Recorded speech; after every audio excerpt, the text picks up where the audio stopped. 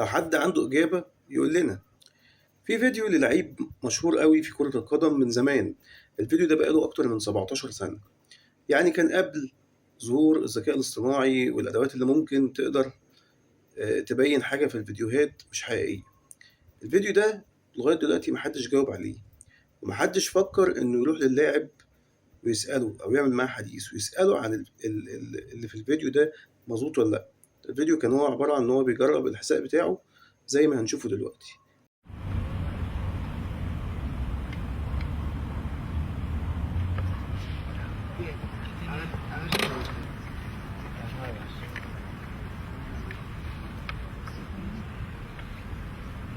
¿Quieres probar?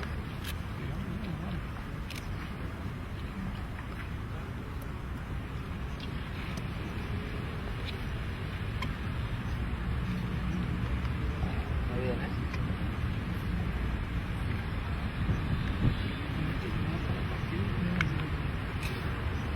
A ver qué tenemos aquí de italiano. No cada tres, cada partido. ¿Cómo cambiar una nueva así o cambiar el color cada partido?